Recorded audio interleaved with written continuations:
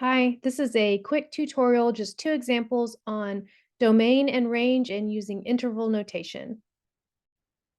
I've got a picture of a graph here, and in my full lesson videos, you've probably seen some similar to this, but I wanted to do a very quick tutorial so that maybe you can see it a different way. So I've got a graph here, and I'm looking for the domain and range. For the domain, we're going to focus on x. So let's bring down the x-axis below the graph and use it to figure out where our boundary points are. So it looks like I have a boundary point at -1 and 3 if I'm just focusing on the x-axis.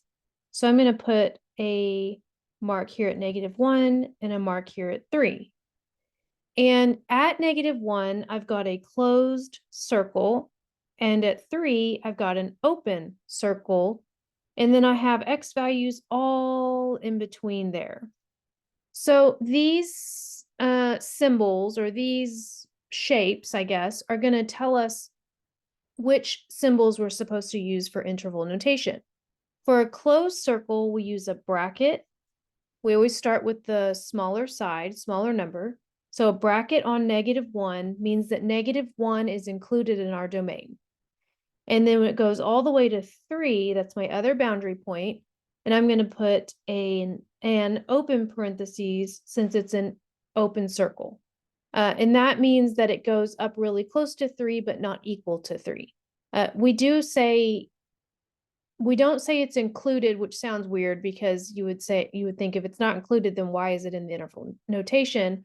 But the interval notation is simply stating, here are the boundary points, and at those points, -1 is included and 3 is not. We go up really close to 3. Okay, so for range, we focus on the y-axis,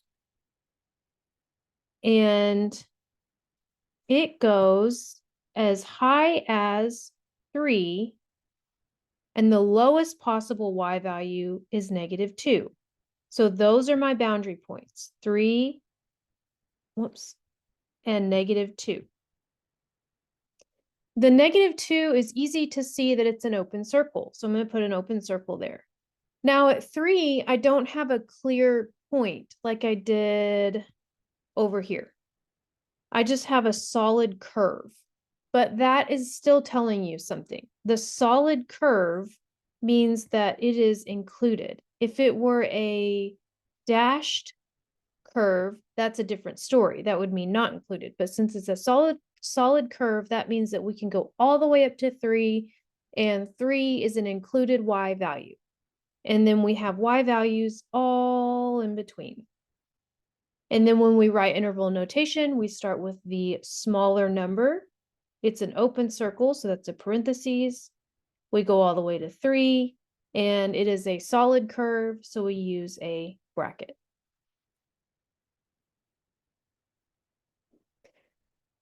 So that's it. That's all you have to do. If you can kind of move that axis over to the side and focus on those boundary points, then maybe writing interval notation will be a little bit easier. Next example, we have a picture of a quadratic function, and we're focusing again domain and range. So I'm going to pull down my x-axis down here and put my boundary points. Now, this graph goes up forever, up forever. There's no point. Well, there's infinite points, but there's no, like up here, there's no, closed circles and open circles. It's just arrows that go on and on and on forever. So if I'm focusing on the x-axis, there's not really any boundary points because all these points are mapped down here. All these points are mapped up here. All these are there, and they just keep going forever. There's no open circle, closed circle. So this is a case where all x values are being used. There's no boundaries.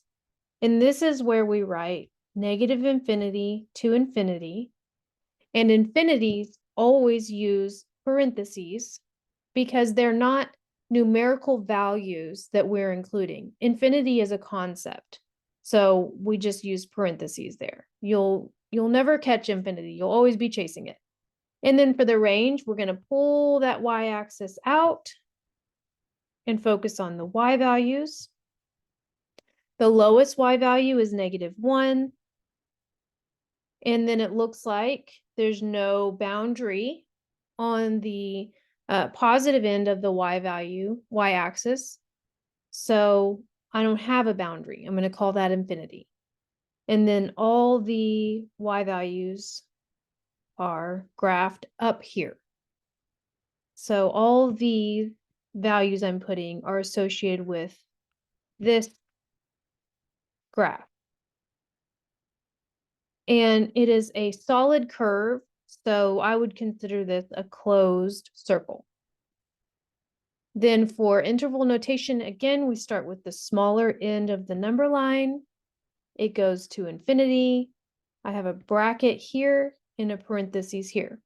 I have a bracket there because this is a point on the graph.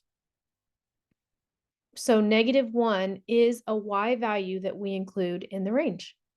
All right, there's your tutorial. That's all I have. So I hope you enjoyed it. I hope it was helpful. If you have any questions, please let me know. I'd be happy to help.